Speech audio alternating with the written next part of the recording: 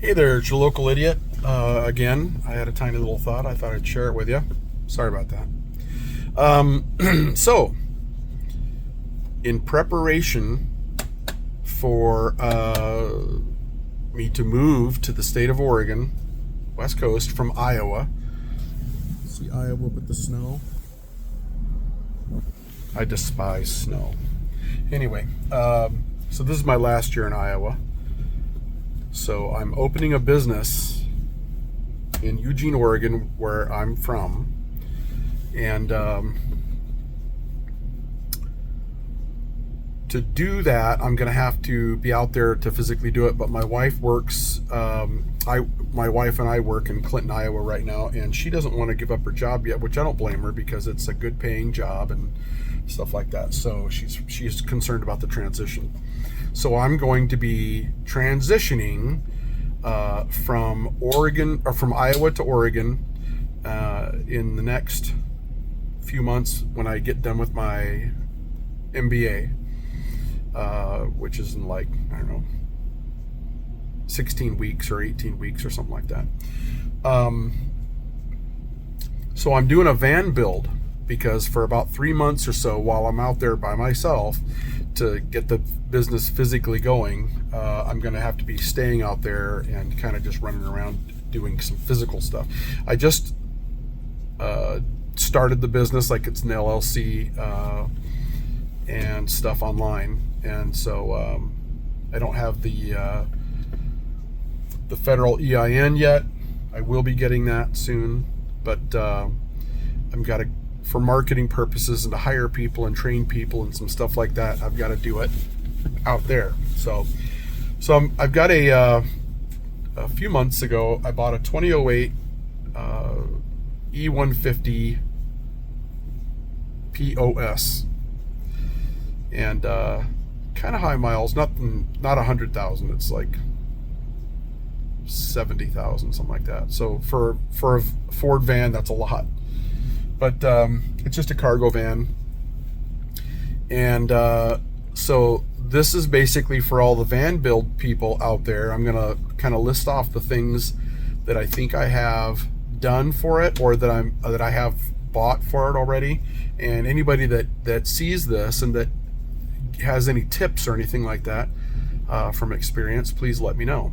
But I already, I changed the alternator and some belt and a bunch of things like that, battery, and I put in insulated the walls, changed both the front seats, the cushions and all that.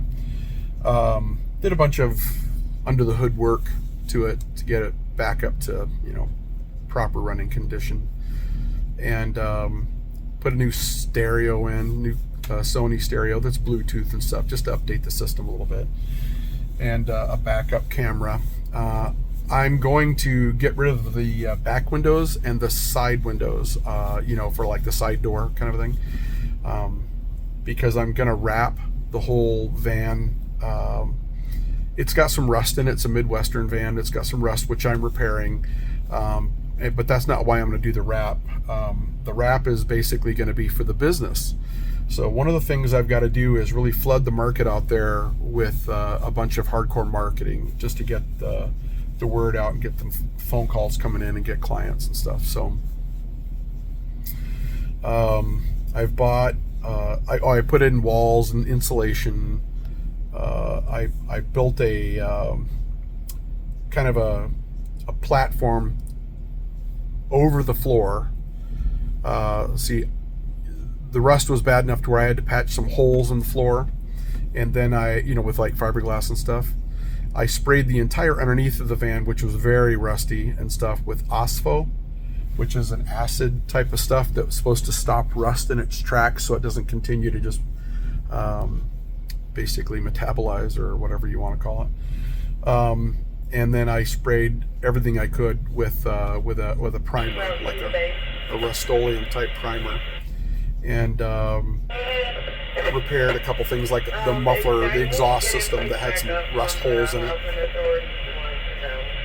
Sorry, I'm working at the moment as a paratransport for the city bus system here. So the radio sometimes does that little interruption. But and I'm currently waiting for somebody at a doctor's office that I just dropped off. So I built this storage area. I put down this like rubber stuff on the floor, like coin material. You know, it's this rubber rollout stuff that's made for floors. And then I built a platform which gives about 8 inches of storage space underneath. And then on top of that platform, I carpeted. And then I built like a couch / bed, which is, you know, it's on kind of rollers, and I can roll the back, fold the back up into a couch position, or lay the whole thing down into a bed position, and I can lock it into place either way so it doesn't move when it's not supposed to. And then for the mattress on top of that, I have 6-inch dense foam, and then on top of the 6-inch dense foam I have a 3-inch topper, which I've cut at the right place to make it into a couch. And then I covered that whole thing with a mattress cover that's designed to not let moisture through and stuff like that, and then just sewed it in a line down where it's supposed to bend so it works properly and it all stays together and stuff. And then, you know, after that it's just going to be like, you know, regular, you know, sheet and blankets and stuff like that. I bought a 2,000 watt pure sine wave inverter for it, a decent quality one, Renogy or something like that. And I'm about to buy a solar package which includes the controller and the whole bit, so it can't overcharge and the whole bit. But that'll be about $550 or whatever. I've got a specific one picked out. It's 400 watts of power that it produces. And then I'm buying 2 of the lithium ion batteries. I already have those picked out. They're about $500 a piece. And those are 200 amp hour batteries. And so with them together, the math works out to where that the solar can produce enough power to charge those batteries up. They charge pretty quickly in their deep cycle, 12 volt, and they discharge slowly. And that'll do the 2,000 watts for enough of the day or enough of the night after a charge, kind of a thing. And then the other thing is I'll have a battery isolator which will keep the truck's starting battery separate from the house batteries, but that the alternator will charge the house batteries also. So I mean, worst case scenario, I can always start the vehicle to charge the lithium ion. Are we supposed to go underneath that awning at Cloudy End? And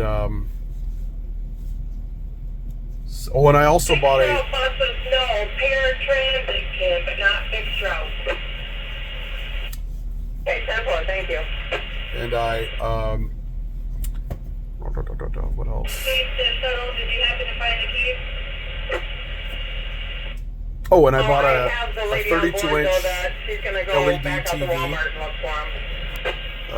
which is going to be mounted on the one solid wall that's across from the couch bed thing, and that's going to be two-functioned. One, I'm also getting, and I haven't got this yet, but a 4-camera security system. That's so on the very top where the solar panels are going to go. I'm going to build one of those tube racks that you see here and there, but this one's going to be the full size of the van's roof. It's not like one of the big vans, but it's a full-sized cargo van, and so that tube rack is going to be on top, and then the solar panels will be in that rack, and then on top of that rack, on all 4 sides, front, sides, back, I'll have a camera mounted each, and it's a night vision and day vision camera type thing. And then that'll be hooked to a DVR and also hooked to that TV. and so that'll, you know, if I want to watch and see what's happening outside while I'm inside, all I got to do is you know, turn on the TV and turn to the whatever the, you know, it's going to be one of the USB or one of the HDMI hookups on the TV, where, you know, it's like there's like multiple functions. So one of them is going to be the security function. Then I can, you know, use the remote to hook it to a different HDMI hookup, so that I can, you know, watch the Netflix or whatever like that through my phone to the TV. So it's one of the, I made sure that it's a smart TV, so it can actually work through my phone that way. Not that I'll be watching a lot of TV, but I'll have the option. That's what matters. The main thing I wanted it for was for the security factor, and so I could sit in there and look and see what's going on outside while I'm, you know, that'll be more entertainment, honestly, I think, than watching TV. And I haven't done them yet, but I'm thinking I'm going to make my own window covers, you know, like with the cardboard on the inside, so you can kind of fold them up and that kind of stuff. I like the different designs that I've seen and stuff, but I want them to be for sure big enough to be able to, you know, for the front and the door windows, to block 100% of the light, and also even to deflect the, you know, to get rid of the heat and stuff like that. And I've been toying with the idea of doing a mini split for air conditioning on the van, like on the very back door. It doesn't get really hot in Western Oregon, but there are occasions, and it usually cools off at night. But like I say, there are occasions. The van's got air conditioning, but if I'm going to have a mini split, and that's one of the reasons I went with the size of electrical system that I did, because that's what it would require, is the 400 watt amp hour from the battery system.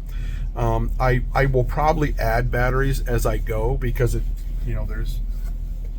it's easy enough to add batteries and just to keep on having reserve power kind of a thing. That's way better. So I'm not going to do any kind of plumbing, like no kitchen or anything like that. I have zero intention of cooking in there and stuff. It'll be kind of more like camping, where there'll be a lot of canned stuff or a lot of freeze-dried stuff, and really just add water kind of a thing. And if I do want to do any kind of cooking or something like that, it'll be something as simple as, you know, like a TV tray and one of those one burner propane stove types of things. Okay, see you later.